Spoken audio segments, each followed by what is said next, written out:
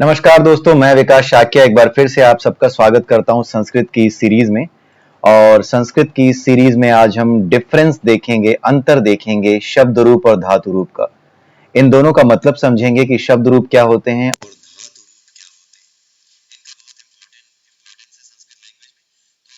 से समझिएगा, आज सिर्फ अगले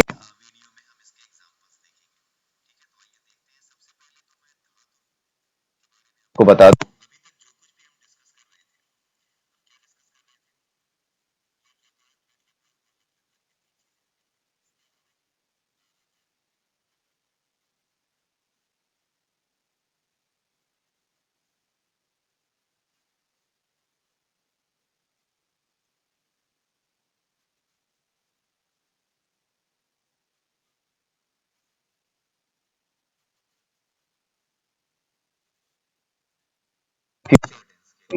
ठीक है।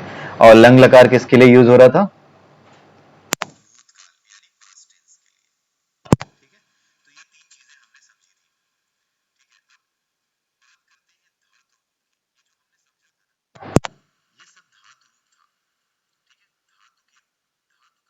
होता है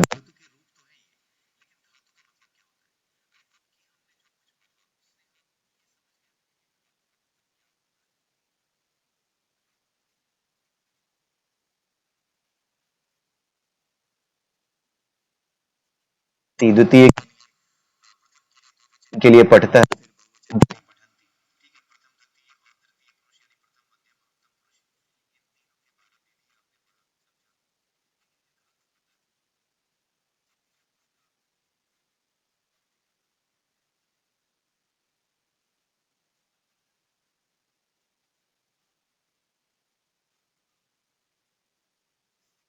को यानी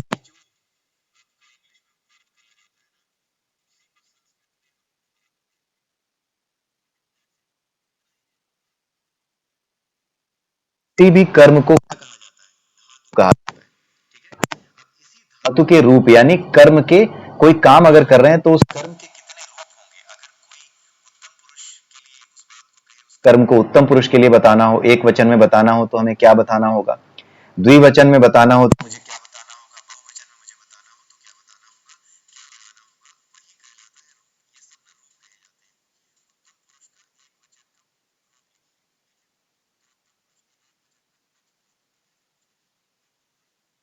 इसको पठ धातु यानी पढ़ना हुआ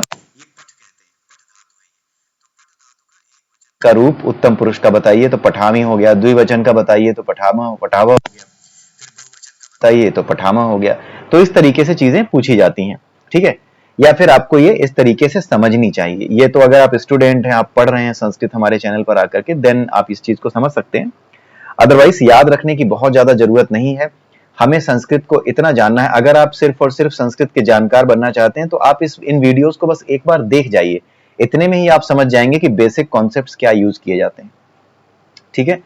तो धातु का मतलब आपको समझ में आ गया, रूप का मतलब आपको समझ में आ गया। ये प्रथम, मध्यम और उत्तम पुरुष, ये पीछे आप जाकर के देख सकते हैं। ये धातु के रूप हैं, ठीक है। अब धातु के अलावा एक चीज और होती है, शब्द रूप। धातु रूप के अलावा एक चीज होती है शब्द रूप, ठीक है। धातु रूप में क्या था? क्रिया थी, यानी वर्ब था। जो भी हम कर्म करते हैं वो क्रिया जो होती है वो क्या था? वर्ब। उसको हम क्या कहते थे? धातु कहते थे। तो धातु में सब क्रियाएं आती हैं, लेकिन क्रिया के अलावा जो भी शब्द, चाहे वो संज्ञा हो, यानी आपके नाउन जिनको अंग्रेजी में कहते हैं वो हो, चाहे सर्वनाम हो जिनको आप इंग्लिश में प्रोनाउन कहते हो, ठीक है, एडवर्ब हो, ठीक है, विशेषण हो, क्रिया विशेषण हो। एडवर्ब का मतलब होता है क्रिया विशेषण। तो जितने भी शब्द आप इस्तेमाल करते हो जो किसी काम को नहीं दिखा रहे, जो किसी क्रिया को नहीं दिखा रहे, विशेषण हो गया। जैसे कोई चीज काली है, कोई फूल पीला है, तो ये क्या है? ये उसकी विशेषता है, तो ये क्या होता है? विशेषण होता है। तो जितनी भी चीजें होती हैं किसके अलावा? क्रिया के अलावा, यानी धातु के अलावा, वो सभी चीजें जो शब्द का निर्माण करती हैं किसी वाक्य के भीतर। कोई सेंटेंस, वाक्य मतलब सेंटेंस, किसी सेंटेंस में जो शब्द इस्तेमाल किए जाते हैं किसके अलावा? क्रिया के अलावा, सिंपल सी डिफिनीशन है, क्रिया के अलावा जो भी शब्द किसी वाक्य में इस्तेमाल किए जाते हैं वो संज्ञा हो सकते हैं, सर्वनाम हो सकते हैं, विशेषण हो सकते हैं, यानी एडजेक्टिव्स हो सकते हैं, इंग्लिश में एडजेक्टिव्स कहते हैं। तो ये सारी चीजें जो भी होती हैं जो कि क्रिया के अलावा है वो शब्द क्या कहे जाते हैं? शब्द कहे जाते हैं। और उनके रूप जो है वो शब्द रूप कहे जाते हैं। ठीक है, उन रूपों में भी एक वचन, द्विवचन और बहुवचन के लिए बात होती है, वहां पर भी यही बात आती है। लेकिन वहां पर आपने देखा था कि वहां प्रथम पुरुष, द्वितीय पुरुष, प्रथम पुरुष, मध्यम पुरुष और उत्तम पुरुष था। यहां पर तो 7 रूप हैं, यहां पर 7 सेक्शंस आप देख सकते हैं। तो ऐसा क्यों है? ऐसा इसलिए है क्योंकि जितने तरीके से काम किया जा सकता है, जैसे आप किसी से कुछ ले रहे हैं, आपका किसी से कोई संबंध है, आपका किसी से बिछड़ाव हो गया, आप किसी से बिछड़ गए, ठीक है, आप अपने बारे में बता रहे हैं, आप किसी के बारे में बता रहे हैं, ठीक है। तो ये सारी चीजें जो होती हैं, जो शब्द होते हैं, जैसे एक हम वाक्य ले लेते हैं, राम वन को गए, ठीक है। यहां पर राम क्या है? एक शब्द है, ठीक है, उन्हीं का रूप है ये, राम शब्द के रूप है ये इतने, ठीक है। राम वन को गए, तो यहां पे क्या है? ये इनका जाने का काम हो गया। राम ने रावण को मारा,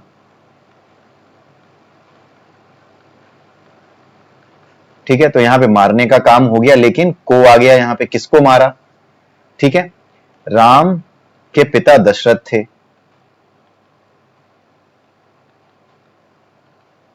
ठीक है, यानी यहां पर क्या आ गया? संबंध आ गया, पिता पुत्र का संबंध आ गया।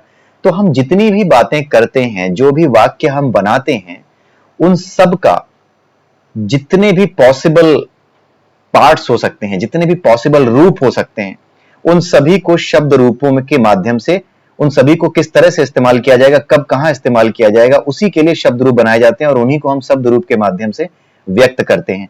और इन सभी शब्दों को किसी एक वाक्य के अंदर इस्तेमाल करने पर या तो संबंध दिखेगा, या किसी के द्वारा किसी को कुछ दिया जाना दिखेगा, या किसी के द्वारा अपना सामान्य परिचय दिया जा रहा होगा, किसी का सामान्य परिचय दिया जा रहा होगा। तो इन सभी पॉसिबिलिटीज को लेकर के जो हमारे रूप बनाए गए वो 7 विभक्तियों में बट गए, 7 भागों में बट गए। इन्हीं भागों को हम क्या कहते हैं? विभक्ति कहते हैं, ठीक है। तो ये जो प्रथमा, द्वितीय, तृतीय, चतुर्थी, ये सब देख रहे हो ना आप, संबोधन तक, ये क्या है? इनको क्या कहा जाता है? विभक्तियां। और ये विभक्तियां किस कारण से बनी है?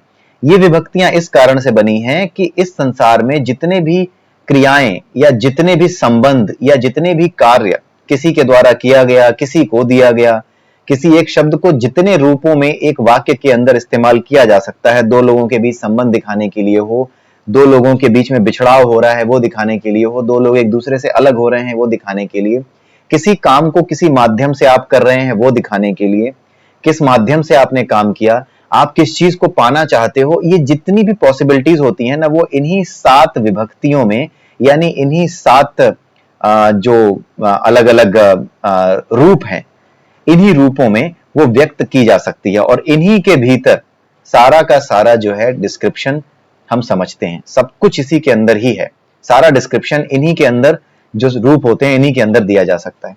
नॉर्मली जो लोग संस्कृत के विद्वान होते हैं, अच्छा खासा जो संस्कृत में अपने आप को पारंगत बनाते हैं, वो क्या करते हैं? उनको करीब 2400 के आसपास ना शब्द रूप याद रखने पड़ते हैं, ठीक है, उनको याद करने पड़ते हैं, वो लगातार पढ़ते रहते हैं, साहित्य का अध्ययन करते रहते हैं, तो वो इस तरीके से 2400 के आसपास शब्द रूप याद करते हैं, ठीक है। लेकिन आपको यहां पर सिर्फ समझना है, और अगर आप स्टूडेंट हैं तो आपको इंपॉर्टेंट जो भी आपकी बुक्स में, आपके सिलेबस में आप देख सकते हैं, जो कुछ भी आपने पढ़ा है, सबसे अच्छा जो सोर्स है ना, आप भगवत गीता को उठा सकते हैं।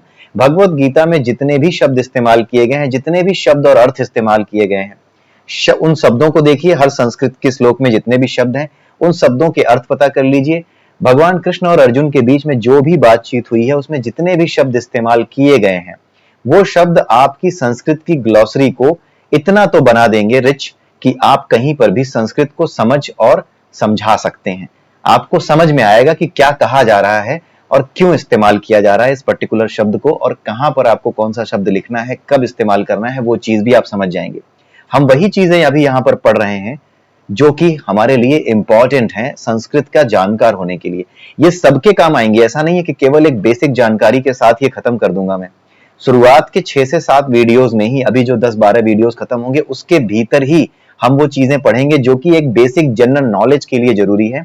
उसके बाद जितने वीडियोस होंगे उन सभी वीडियोस में हम इस तरह की चीजें ऐड करेंगे जो कि स्टूडेंट्स के लिए, चाहे वो प्रिपरेशन कर रहे हो किसी भी एग्जाम की, ठीक है, अगर आप मान लीजिए किसी पर्टिकुलर कंपटीशन की भी प्रिपरेशन कर रहे हैं, वहां पर अगर आपने संस्कृत को मेन सब्जेक्ट की तरह लिया है, ठीक है, या फिर संस्कृत वहां पे पूछी जाती है, तो उन जगहों पे भी आपको हमारे ये वीडियोस काफी हेल्प करेंगे चीजों को समझने के लिए। तो आई होप आपको अब शब्द रूप जो होते हैं उसका कारण समझ में आया होगा कि ये शब्द रूप बनाए क्यों जाते हैं, किस वजह से ये शब्द रूप बनाए गए थे। शब्द रूप इसी वजह से, हमारे जो संस्कृत का व्याकरण है, कि हम कितने तरीके से संबंध को दिखा सकते हैं, कितने तरीके से जो अपने सारे काम होते हैं दुनिया में, संबंध दिखाने का काम हो या किसी से बिछुड़ने का काम हो, किसी ने किसी को दान दिया, किसी ने किसी से कुछ लिया, ये सारे जितने भी काम हैं वो सभी के सभी काम इन्हीं जो है 7 से 8, ये जो 8 हैं, इन्हीं 8 विभक्तियों के माध्यम से व्यक्त किए जा सकते हैं।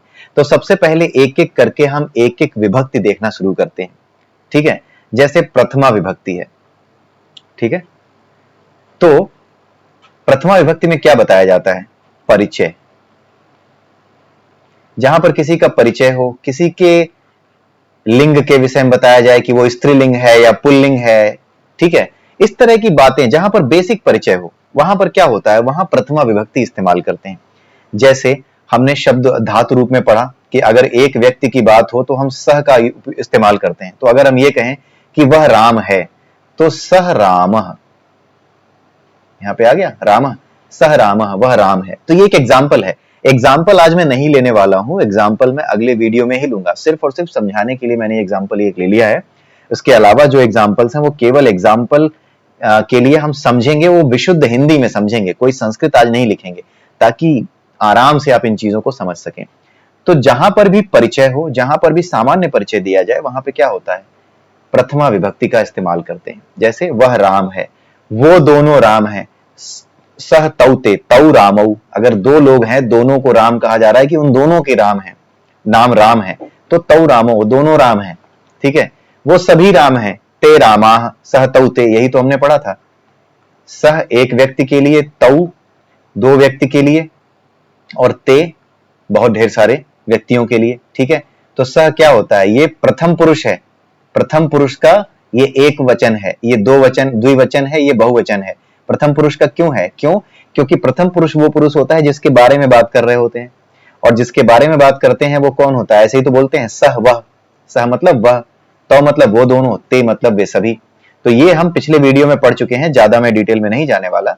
आप जो है जो अपने पिछले वीडियो है जहां पे हमने इस तरीके से धातु रूप को पढ़ा था, लट लकार, लंग लकार और लोट लकार, लिट लकार को, वहां पर जाकर आप देख सकते हैं। अभी भी धातु रूप में भी बहुत से लकार बाकी हैं, वो सभी लकार अगले वीडियो में कवर करूंगा। लेकिन आपकी एक अंडरस्टैंडिंग बनाने के लिए ये शब्द रूप और धातु रूप के डिफरेंस बताना बहुत जरूरी था, इसीलिए मैं आज ये वीडियो लेकर आया हूं। अगले वीडियो में फिर से हम किसी न किसी धातु रूप के बारे में डिस्कशन करना शुरू कर देंगे, ठीक है। तो प्रथमा विभक्ति में क्या होता है, किसी का सामान्य परिचय होता है।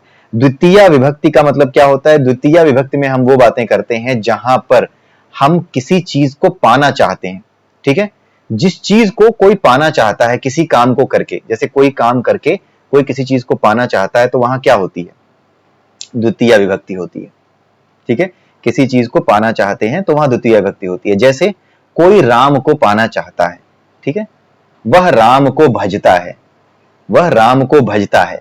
भजन कर रहा है किसका? राम का भजन कर रहा है, राम को भजना चाहता है। तो जिसको जो करना चाहता है, जिसके साथ जो करना चाहता है, वहां पर द्वितीय विभक्ति आती है, वह राम को भजता है, ठीक है, वह राम को पाना चाहता है। इस तरह का स्टेटमेंट जहां भी हो वहां पे क्या आ गया? द्वितीय विभक्ति आ गई। द्वितीय विभक्ति की पहचान है ये, पहचान आज समझिए, ठीक है। पाना, किसी को पाना, जहां पर किसी को पाने की बात हो वहां पर क्या होता है? द्वितीय विभक्ति आ जाती है। अब देखते हैं तृतीय विभक्ति को, ठीक है। किसी क्रिया को करने में जो सबसे ज्यादा सहायक हो। द्वितीय विभक्ति में क्या आपने देखा? किसी चीज को पाना हो, वहां पर आप क्या करोगे? वहां पर द्वितीय विभक्ति होगी, ठीक है। इसको हटा देते हैं। तृतीय विभक्ति की बात कर रहे थे। तृतीय के केस में क्या होता है? थर्ड विभक्ति जो होती है वो क्या होती है? उस केस में क्या करते हैं? तृतीय विभक्ति के केस में क्या आता है? जिस चीज से सहायता हमें मिलती है किसी काम को करने में, ठीक है, वहां पर तृतीय विभक्ति होती है। जैसे किसी काम को करने में सहायता जिससे मिले, किसी काम को करने में सहायक जो कुछ हो, वहां पर क्या होगा, वहां पर तृतीया विभक्ति होगी। ठीक है, जैसे छात्र कलम से लिखते हैं, वह कलम से लिखता है। जहां पर भी ऐसी बात आए कि किसी चीज की हेल्प ली जा रही है, वहां पर आप तृतीया विभक्ति का रूप इस्तेमाल करेंगे। ठीक है, छात्र कलम से लिखते हैं यानी छात्र, और कलम की बात आएगी तो यहां रामायण है तो वहां कमलेन होगा, कलमेन है ना। छात्र कलम से लिखते हैं, कमलेन नहीं, कलमेन। ठीक है, छात्र कलमेन लिखति, छात्र कलम से लिखते हैं। क्यों? क्योंकि एक वचन का रूप है तो लिखति, लिखता लिखंती वाला काम आ गया यहाँ पे। ठीक है, तो छात्र कलमेन लिखति। ठीक है, तृतीय विभक्ति आप समझ गए कि जहां पर किसी चीज की हेल्प लेके जब कोई काम किया जाए तो वहां तृतीय विभक्ति होती है। चतुर्थी विभक्ति में क्या होता है, जिसके लिए कुछ कार्य किया जाए, ठीक है, उसको कहते हैं जिसके लिए कुछ कार्य किया जाए। वहां पे क्या आती है, चतुर्थी विभक्ति आती है। जैसे वह गरीब को दान देता है। ठीक है, वहां जहां पर भी किसी को कुछ काम करके दिया जाए, ठीक है, जैसे गरीब को दान देने का काम हो रहा है, जहां पर किसी को दिया जाए, किसी के लिए कुछ कार्य किया जाए, किसी के लिए कोई काम किया जाए, वहां पे क्या होता है, चतुर्थी विभक्ति, यानी किसी के लिए काम किया जाए। ठीक है, वहां पर चतुर्थी विभक्ति होती है। ठीक है, तो आप ये समझ गए होंगे। अभी इसको याद करने के लिए हम एक ट्रिक इस्तेमाल करेंगे, अभी आप इसको सिर्फ समझ लीजिए। ठीक है, मैं लिख करके इसीलिए लाया हूं ताकि कोई भी चीज मिस ना होने पाए। ठीक है, और कहीं गलती से मैं इधर का उधर ना बता दूं या एग्जाम्पल सही इस्तेमाल करें, इस वजह से हमने लिखा हुआ है यहाँ पर। ठीक है, मैं लिख करके नोट्स बना करके भी लाया हूं इसके। ठीक है, उसके बाद हम बात करते हैं पंचमी विभक्ति के लिए। पंचमी विभक्ति का मतलब क्या होता है, जहां पर कोई किसी से बिछुड़ रहा हो, अलगाव, जहां पर किसी का किसी से बिछड़ाव या अलगाव हो रहा हो, अलग हो रहा हो कोई, वहां पर क्या होता है, वहां पर पंचमी विभक्ति होती है। जैसे सीता का राम से वियोग हो गया।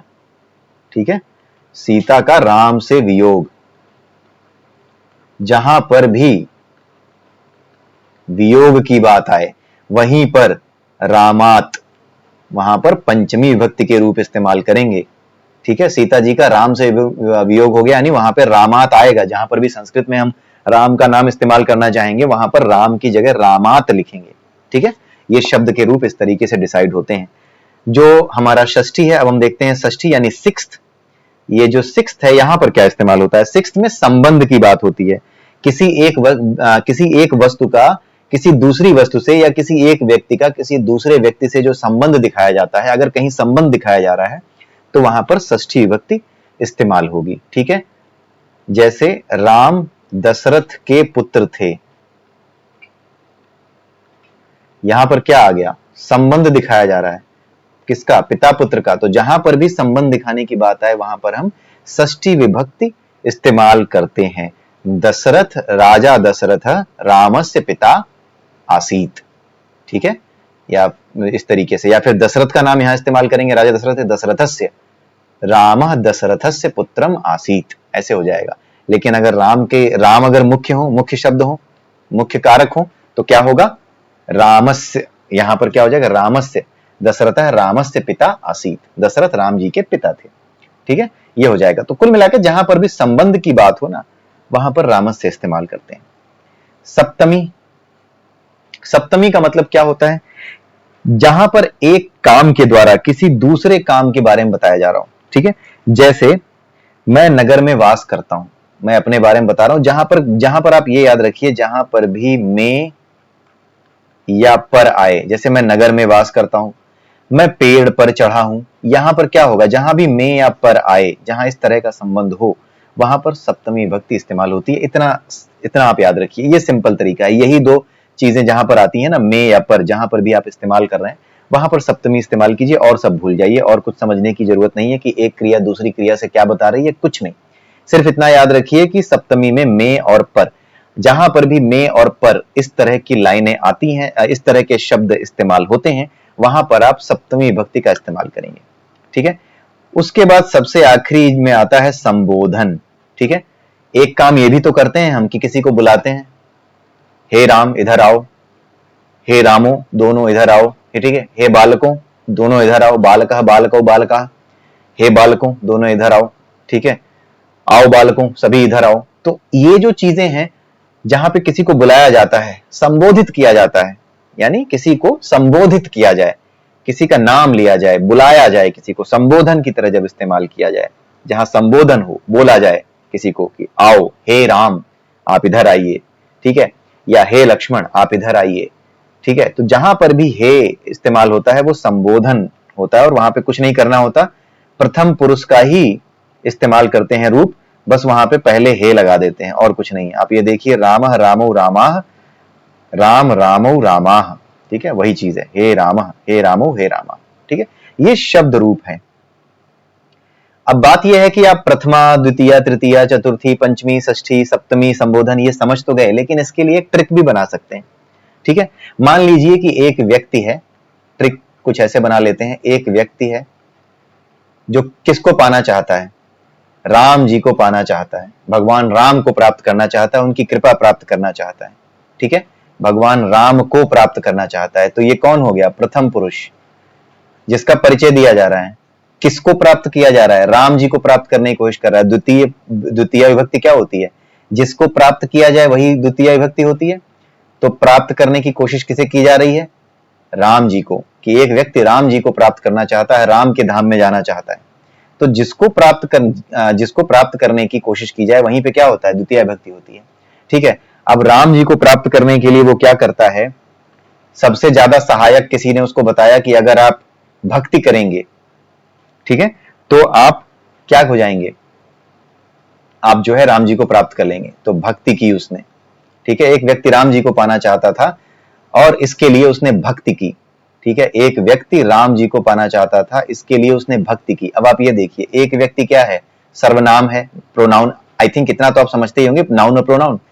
तो ऐसे कहानी आप याद रखिए कि एक व्यक्ति राम जी को प्राप्त करना चाहता है, तो आप सिर्फ और सिर्फ संज्ञा और सर्वनाम, ये आया सर्वनाम, ये आई संज्ञा, बस जितने भी संज्ञाएं हैं ना, बस वही आपके विभक्ति के रूप में इस्तेमाल हो रहे हैं, वहां पे इस्तेमाल होंगे। आप उसी ट्रिक से आप याद रखिए कि भक्ति के द्वारा प्राप्त करना चाहता है, जिसके द्वारा प्राप्त करना चाहे वो क्या है, तृतीया विभक्ति का रूप है। तो एक व्यक्ति भगवान राम को प्राप्त करना चाहता था, इसके लिए उसने भक्ति की। ठीक है, भक्ति करते समय वो क्या करता था, भक्ति भी करता था और भक्ति करने के कारण वो सभी के प्रति दयालु हो गया। ठीक है, भगवान की भक्ति करने के कारण उसके मन में दया का भाव आ गया और जिसकी वजह से वो क्या करता था, दयावश क्या है, ये विशेषण है, दया ये विशेषता है उसकी, इसको नहीं लेना है, सिर्फ और सिर्फ जो संज्ञा सर्वनाम है ना, बस उसी को ध्यान रखिए। व्यक्ति राम भक्ति दयावश क्या करता था, दान करता था। ये आपको किसको करता था, गरीबों को दान। ठीक है, गरीबों को दान, ठीक है, दान गरीबों को करता था। तो जिसके लिए कुछ किया जाए, गरीबों के लिए जिसके लिए कुछ किया जाए, वो क्या होता है, वो होता है चतुर्थी विभक्ति। जिसके लिए कुछ किया जाए वो चतुर्थी विभक्ति में आता है। पंचमी विभक्ति में क्या होता है, इस प्रकार दान करने के कारण, भक्ति करने के कारण वह अपने क्रोध से, अहंकार से आप लिख सकते हैं, अहंकार से, ठीक है, दूर हो गया, विलग हो गया। ठीक है, अहंकार से दूर हो गया। ठीक है, तो ये जो अहंकार है ये भी विशेषण है। ठीक है, लेकिन यहां पर किस चीज से, जिस चीज से अलगाव दिखाने की बात की जा रही है वो विशेषता हो सकती है। ठीक है, इसलिए यहां पर आप याद रखिए, दयावश वो अपने अहंकार से दूर हो गया। ठीक है, अहंकार से दूर होने के कारण क्या हो गया, ये जिस चीज से दूर हो गया, अलगाव जहां पे आए वहां पे क्या होता है, वहां पे होती है पंचमी विभक्ति होती है। ठीक है, यहां तक आप संज्ञा सर्वनाम और ये जो आपका विशेषण इसको इस तरीके से बना रहे हैं जिससे कि आपको चीजें आसानी से याद हो। ठीक है, किसी को दान देने की बात आती है, किसी के लिए कुछ करने की बात आती है, तो जिसके लिए कुछ किया जाता है वो सर्वनाम हो सकता है, संज्ञा हो सकता है, गरीब हो सकता है, गरीब एक सर्वनाम है। ठीक है, गरीब व्यक्ति है वो एक सर्वनाम है, क्योंकि वो एक सामान्य वो हो गया, सह गरीबः अस्ति। ठीक है, स भिखारी अस्ति, मतलब भिखारी का कुछ और होगा, लेकिन जिसके लिए भी बताया जा रहा है वो क्या है, एक तरीके का सर्वनाम है, वह गरीब है। तो जहां पर विशेषता है कि भाई कोई व्यक्ति है जिसके साथ सर्वनाम इस्तेमाल किया जा रहा है, ठीक है, वह जो है गरीब आदमी है, उसको दान दिया जा रहा है। तो जहां पर सर्वनाम विशेषण दोनों एक साथ आ रहे हैं, जिसके लिए कुछ काम किया जा रहा है, वहां पर आपका क्या होता है, चतुर्थी विभक्ति होती है। जिस चीज से अलग होते हैं, जिस चीज से आप अलग होंगे वो विशेषण हो सकता है, अहंकार से अलग हो सकते हैं, द्वेष से अलग हो सकते हैं, ये सारी चीजें आपके अंदर आ सकती हैं। तो ये पंचमी विभक्ति का रूप हो गया। अहंकार से अलग होने के कारण क्या हो गया, उसका संबंध, अहंकार से अलग होने के कारण उसका संबंध राम से, राम जी से हो गया, राम जी से संबंध मजबूत हो गया। ठीक है, तो जब संबंध दिखाया जाए, अहंकार से दूर हो गया और इस कारण उसका राम जी से संबंध मजबूत हो गया। हमने यही तो पढ़ा है अपने भगवत गीता और उसमें कि जितना ज्यादा आप अपनी वासनाओं से दूर होते जाएंगे, जितना ज्यादा आप अपने अहंकार से दूर होते जाएंगे, उतना ज्यादा भगवान से संबंध आपका मजबूत होता जाएगा। तो राम जी से संबंध मजबूत हो गया क्योंकि वो अहंकार से दूर हो गया। तो जहां पे संबंध की बात आए वहां पे क्या आ गए आप, 7वें नंबर पे आ गए, 6वें नंबर पे। तो यहाँ पे षष्ठी विभक्ति होती है जहां पे संबंध दिखाया जाए। अब जब राम जी से संबंध वो हो गया, ठीक है, राम जी से संबंध उसका मजबूत हो गया, तो एक दिन वो राममय हो गया, यानी राम में विलीन हो गया। ठीक है, अब ये में और पर जहां पर भी आता है वहां पर क्या होता है, वहां पर सप्तमी विभक्ति होती है। ठीक है, और जब ये सप्तमी विभक्ति हो गई, अष्टमी यानी कि संबोधन आपको याद रखना ही नहीं है क्योंकि आप बड़ा आसान है, संबोधन मतलब किसी को बुलाना। तो आप सिर्फ सप्तमी तक याद करने के लिए ये ट्रिक अपना लीजिए कि एक व्यक्ति भगवान राम को प्राप्त करना चाहता था, एक व्यक्ति परिचय भगवान राम को प्राप्त करना चाहता था, जिसको प्राप्त करना चाहता था वहां पे द्वितीय विभक्ति। इसके लिए उसने किस चीज का सहारा लिया, जिसका सहारा लिया जाए किसी काम को करने के लिए, वहां पे तृतीय विभक्ति, तो उसने भक्ति का सहारा लिया। तो आप एक एक करके आते जाइए। एक व्यक्ति राम जी को प्राप्त करना चाहता था, इसके लिए उसने भक्ति का सहारा लिया। भक्ति करने से वो दयावान हो गया और उसने गरीबों को दान करना शुरू किया। ठीक है, उसमें दया आ गई और गरीबों के प्रति दयावान हो गया, गरीबों को दान करने लगा। ठीक है, तो जिसको दान करने लगा, जिसके लिए कुछ काम करने लगा, वो उसके लिए कहां क्या क्या आता है, चतुर्थी आती है। जब वो दान करने लगा, उसके अंदर दया का भाव उत्पन्न हो गया, तो उसके अंदर अहंकार दूर हो गया उसके भीतर से। तो अहंकार से वो दूर हो गया, यानी अहंकार से उसका अलगाव हो गया। ठीक है, अहंकार से अलगाव होने के कारण उसका राम जी से संबंध क्या हो गया, प्रगाढ़ हो गया, मजबूत हो गया। तो जहां पे संबंध आ गया वहां षष्ठी हो गई। फिर राम जी से संबंध मजबूत होने के कारण एक दिन वो राम में ही विलीन हो गया, यानी राममय हो गया।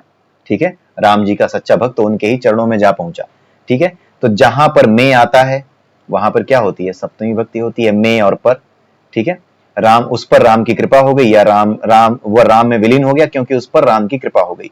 ठीक है, तो ये छोटा सा एग्जाम्पल अगर आप याद रखते हैं तो प्रथमा, द्वितीया, तृतीया, चतुर्थी, पंचमी, षष्टमी और सप्तमी का मतलब क्या है, कहां पे इस्तेमाल किया जाता है, वो आप याद रख पाएंगे। आई होप कि आपको ये समझ में आया होगा, ये ट्रिक समझ में आई होगी जिससे आप आराम से याद कर पाएंगे। एक व्यक्ति भगवान राम को पाना चाहता था, इसके लिए उसने भक्ति की, यानी कि उसने सहारा लिया भक्ति का, जिसका सहारा लिया जाए वहां तृतीया विभक्ति। भक्ति का सहारा लेने से उसके भीतर दया उत्पन्न हुई, इस वजह से उसने गरीबों को दान देना शुरू किया, जिसको दान दे रहे हो वहां पे चतुर्थी। गरीबों को दान देने की वजह से, दयावान होने की वजह से उसके भीतर का अहंकार दूर हो गया।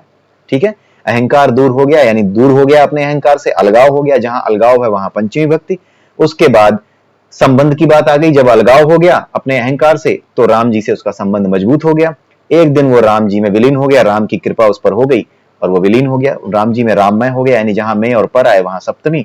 और अष्टमी आप जानते ही हो संबोधन के लिए इस्तेमाल होती है, हे राम, हे रामो, हे रामा, बस बात खत्म। तो ऐसे करके आप इस चीज को याद रख सकते हैं कि प्रथमा, द्वितीय, तृतीया, चतुर्थी, पंचमी, षष्ठी, सप्तमी और संबोधन में किस तरह से चीजों को इस्तेमाल किया जाता है।